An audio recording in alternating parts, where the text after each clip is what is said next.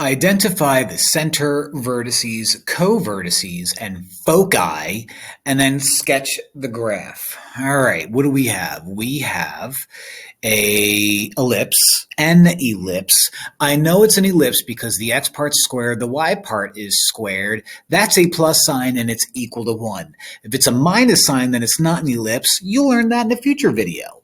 But what I also see is the part underneath x squared is larger than the denominator underneath y squared, which tells me that the ellipse is going to have a major axis that's wider and is also horizontal. So I need to compare this guy to this guy.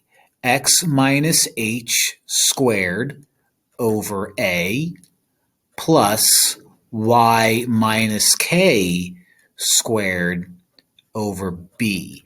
And that's going to equal 1. Actually, a is squared and b is squared, silly me. Now, if you're looking at this and saying, what if 16 was under y squared? That's a different equation, and that's a different animal all in itself. So, the center is found by doing hk.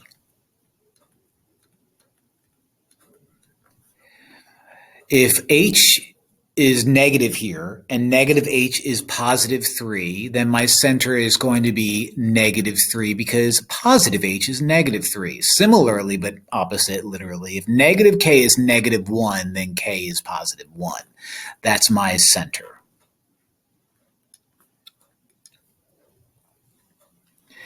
My vertices are given by h plus or minus a and k.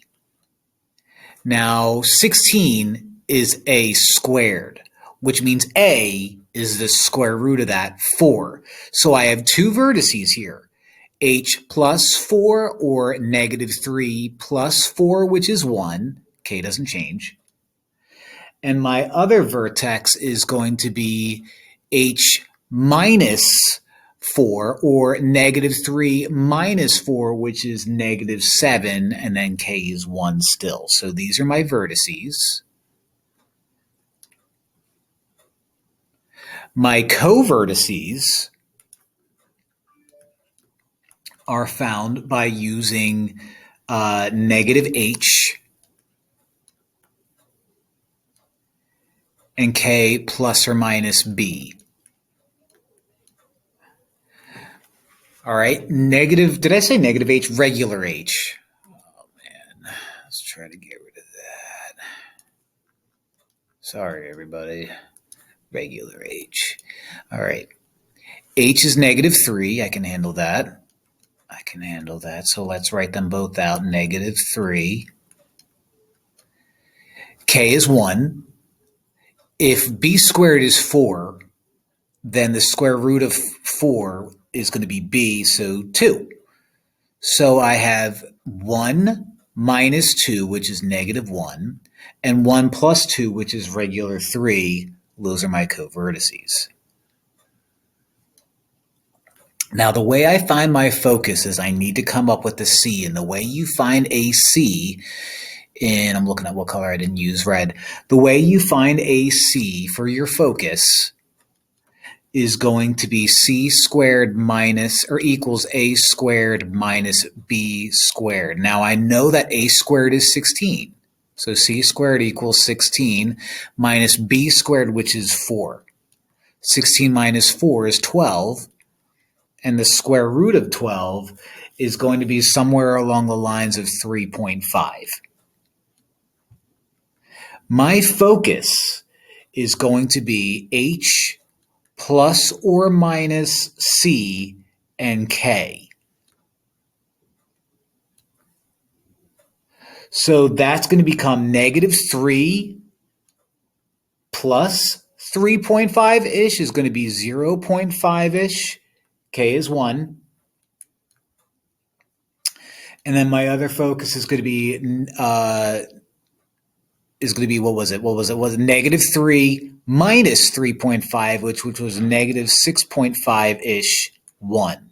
So drawing this out Probably not going to go well for me, but I'm going to give it a shot. I'm going to give it a shot using the colors that I have. So let's start out with the best part, which is the center, negative 3, 1.